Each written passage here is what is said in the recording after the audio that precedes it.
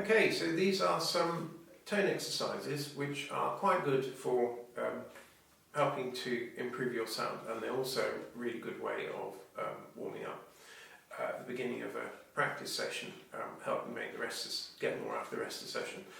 So the first one is one that you may already have come across. It's one of the classic ones that's in the Marcel Moy's de la Sonorité books about tone. And it basically you start with a note that you're very comfortable with, like a bottom B.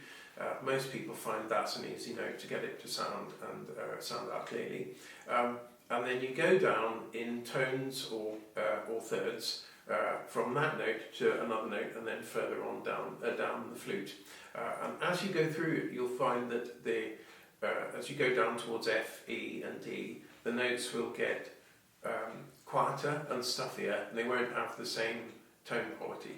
And the aim is to practice it to try and make them sound just like the B did. So I'll show you how that goes.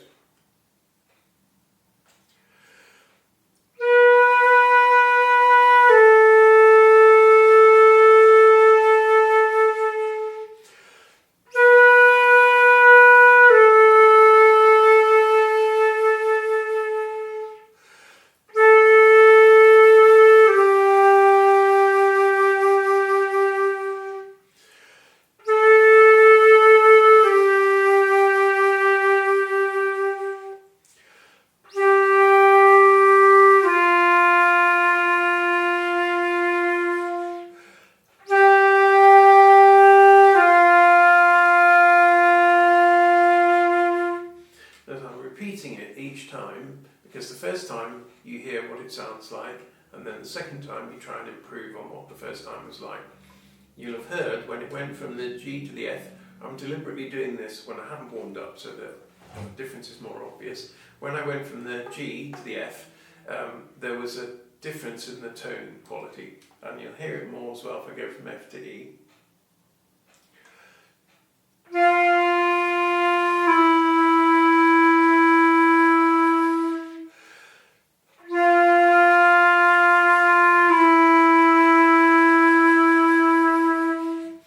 Basically do that down to get to a low B, low D or a bottom C. So you do that exercise. You can also do it in thirds. So start from B, go to A flat, go from A flat to F and F to D. So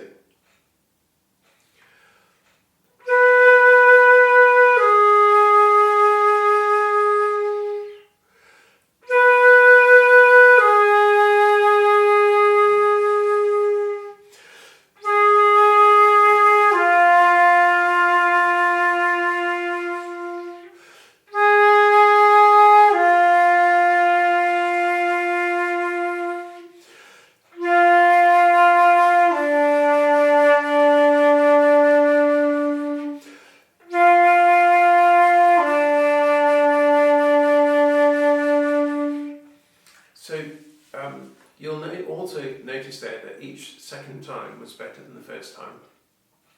Don't get hung up on whether I'm a good flute player or not, or whether I'm splitting notes or whatever. Well, this is how I'm trying to demonstrate how it's supposed to sound. The other thing that is really good to do with this exercise, this helps to sort of centre your sound at the beginning of a practice session. And over time it will get better. It won't get better immediately, but it will get better over time.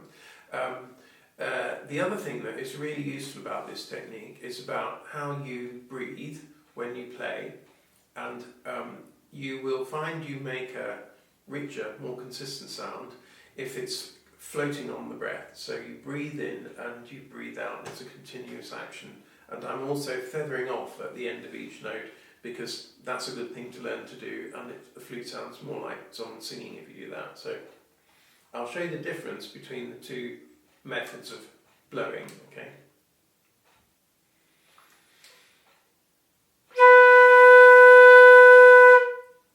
That's really clear start and stop, and it doesn't actually sound all that musical. And this is with a breathing in and breathing out, on letting it float on the breath on the way out.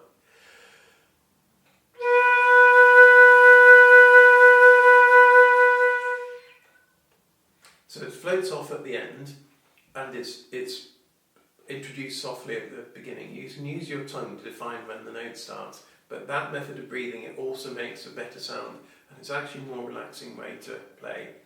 So that particular exercise you can also do going up, starting from B, the note that you find easy, and doing that in thirds is the same principle.